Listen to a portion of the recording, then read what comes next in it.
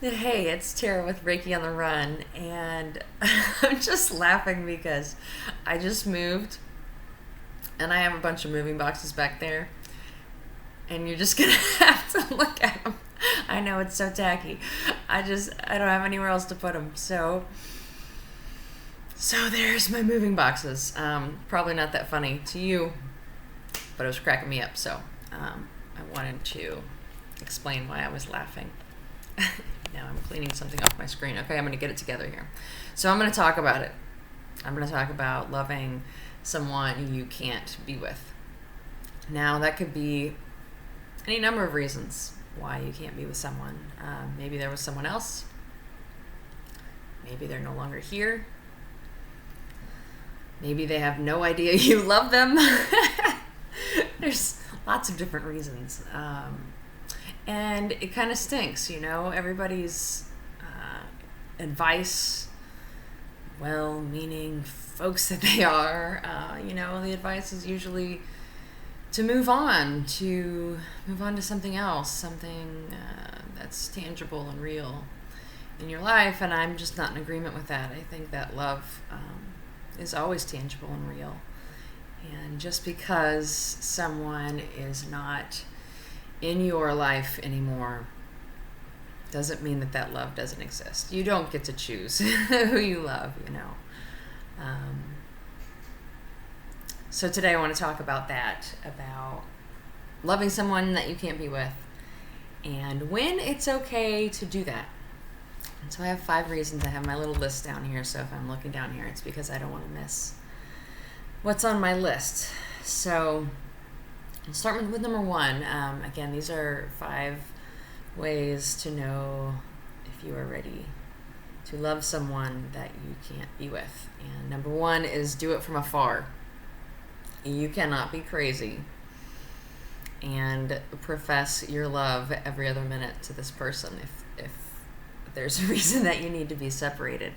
So if you are able to do this on your own, feeling this love without the need to express it, if you can do it from afar, then definitely you should be loving on your person even if they are not here.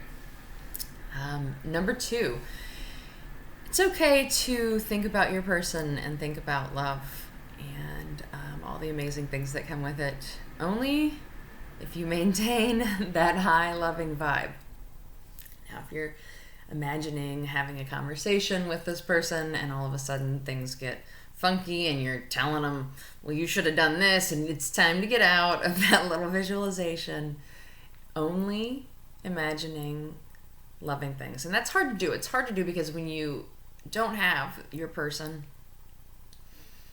it causes anxiety, it causes pain, it causes hurt. And, a lot of times we want to blame. We're just used to hurting, and so we bring up more things that hurt, and we have to get away from that. The whole idea behind this is to keep ourselves in a loving vibe in general. And we can do that by still loving our person as long as we keep it in that mode. And that's what we're thinking of. Are those high vibe loving things, not the arguments, not the he said, she said, not the problems, only maintaining that loving vibe.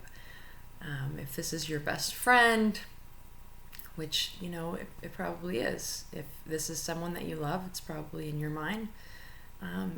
Your best friend, the person that you can be yourself with. And if it is, which I'm sure it is, it's hard. It's hard to be apart. It's hard to deal with that anxiety. And it's good to feel that friendship, that loving vibe, even if it's not there. For real, you can imagine these things. It's so much better than trying to act like it's not there. And that just causes, I think, more anxiety than not. So, okay, number 3, I think I lost myself there, but that's okay.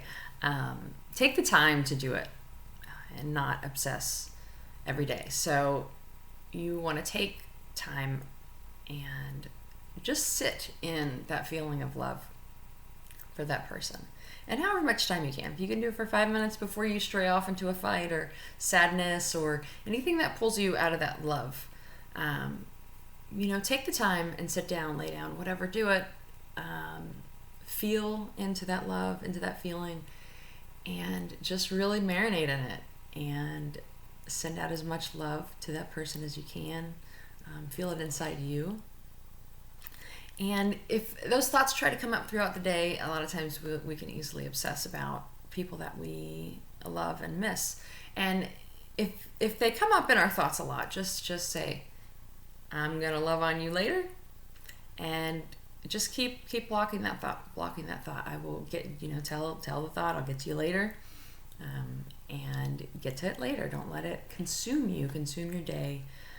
If you need to set up certain times, you can. If it's, just when the mood hits you, as long as it's not, again, every day, all day. I mean, every day is great, but all day, consuming your thoughts and affecting your daily goings on. So, all right, number 4, don't get attached to the outcome. Now, I know if a lot of you have, studied the law of attraction, familiar with that.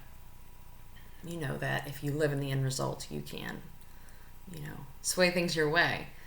And that's great, and you should visualize and live in the end result. But not being attached to an outcome is going to speed things along really quickly, because if you're attached to an outcome, if your reasoning behind doing this is 100% that you will get back together because that's what you're going to manifest, then you're once again acknowledging that your person's not with you, and that's drawing attention to that, which if you're manifesting works against you.